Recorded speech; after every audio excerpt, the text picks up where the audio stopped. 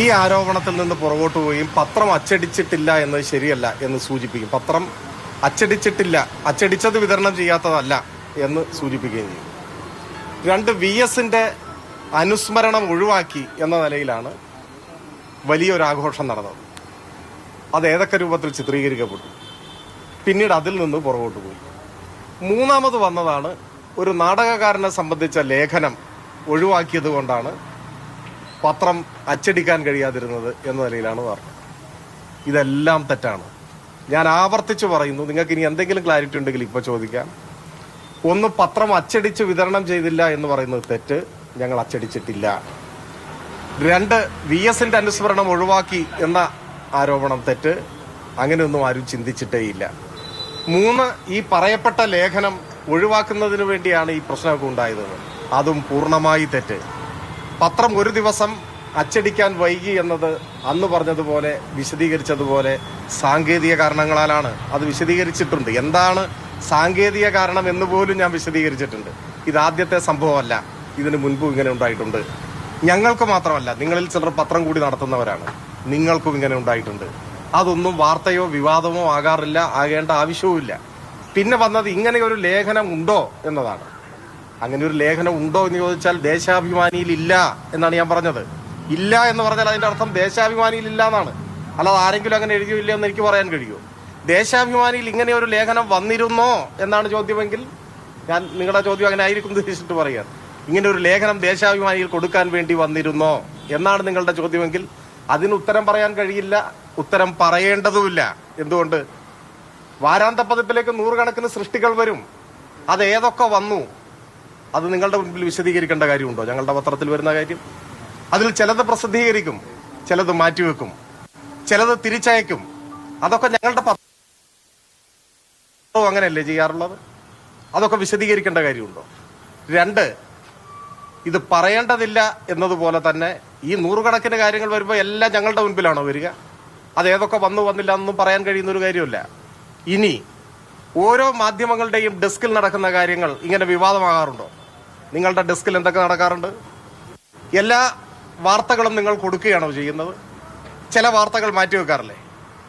ചിലത് കൊടുക്കേണ്ടതില്ല എന്ന് തീരുമാനിക്കാറില്ലേ?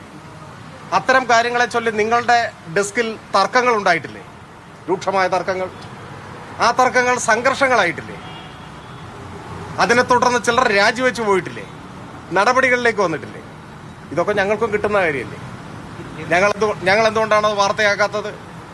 അതൊരു മാധ്യമത്തിനകത്ത് നടക്കുന്ന, ഡെസ്കിനകത്ത് നടക്കുന്ന സ്വാഭാവികമായ ദൈനംദിന പ്രവർത്തനത്തിന്റെ ഭാഗമാണ്. ഏത് മാധ്യമത്തിനും അതിന് അവകാശമുണ്ട്. ദേശാഭിമാനി എന്ത് കൊടുക്കണമെന്നും എന്ത് കൊടുക്കണമെന്നും നിങ്ങളല്ല തീരുമാനിക്കുന്നത്. അതിന് ഞങ്ങൾക്കൊരു സംവിധാനമുണ്ട്. ഞങ്ങൾ തീരുമാനിക്കും. പറയട്ടെ, ഞങ്ങൾ തീരുമാനിക്കും. അതുകൊണ്ട് ഞാൻ ആവർത്തിക്കുന്നു, ഇത് സംബന്ധിച്ചൊരു നാടകക്കാരനെ സംബന്ധിച്ച ലേഖനം ഞങ്ങളുടെ മുൻപിലുള്ള വിഷയമേ അല്ല. സാധാരണ ദേശാഭിമാനിയുടെ വാരാന്ത പതിപ്പ് ഇറങ്ങുമ്പോൾ ആദ്യ പേജിൽ പ്രത്യേകമായി നിശ്ചയിക്കപ്പെട്ട ഒരു സ്റ്റോറി ഉണ്ടാവും. ബാക്കി മറ്റ് സ്ഥിരം പങ്ക്തികളും മറ്റു കാര്യങ്ങളുമാണ് ഉണ്ടാവുക. എന്നാൽ VSന്റെ ചരമദിനത്തിന് മുൻപായി ഇറങ്ങുന്ന ദേശാഭിമാനിയുടെ വാരാന്ത പതിപ്പിൽ VSന്റെ സംബന്ധിച്ചിട്ടുള്ള അനുസ്മരണം തന്നെ ആയിരിക്കണം മുഖ്യ ഇനം എന്ന് തീരുമാനിച്ചിരുന്നു. അതനുസരിച്ച് ആദ്യ പേജ് അങ്ങനെ തന്നെ തയ്യാറാക്കി. എഡിറ്റോറിയൽ തീരുമാനിച്ചു ആദ്യ പേജ് മാത്രം പോരാ, അവസാന പേജും ഇത് ആദ്യ ചരമവാർഷികമായതുകൊണ്ട് VS തന്നെ ആയിരിക്കണം. അവിടെ മറ്റൊന്നും ബാധകമല്ല. ഞങ്ങൾ അങ്ങനെ തന്നെ തയ്യാറാക്കി.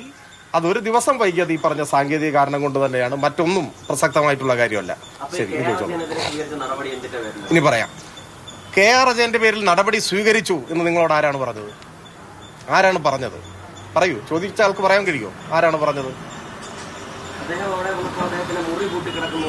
അതാ ഞാൻ ചോദിക്കുന്നത്. KR അജയന്റെ പേരിൽ നടപടി സ്വീകരിച്ചു എന്ന് പറയണമെങ്കിൽ ഒന്നുകിൽ ദേശാഭിമാനി പറയണം, അല്ലെങ്കിൽ നിങ്ങൾ പറയുന്ന KR അജയൻ പറയണം. ഇത് രണ്ടുമല്ലേ പറയേണ്ടത്? അവരാരെങ്കിലും നിങ്ങളോട് അങ്ങനെ പറഞ്ഞിട്ടുണ്ടോ? ഇല്ലല്ലോ. ഇല്ലാതാണ് ഞാൻ വിചാരിക്കുന്നത്. അല്ലെങ്കിൽ എന്നെ തിരുത്തൂ. അല്ല, അത് അടുത്തത് ഞാൻ പറയാം. നിങ്ങൾ ഈ ചോദിച്ച കാര്യത്തിന് നിങ്ങൾക്ക് മറുപടി പറയാൻ സാധിക്കുമോ? മാധ്യമപ്രവർത്തകർ എന്ന നിലയിൽ നിങ്ങൾക്ക് ഉത്തരവാദിത്വം ഉണ്ടല്ലോ.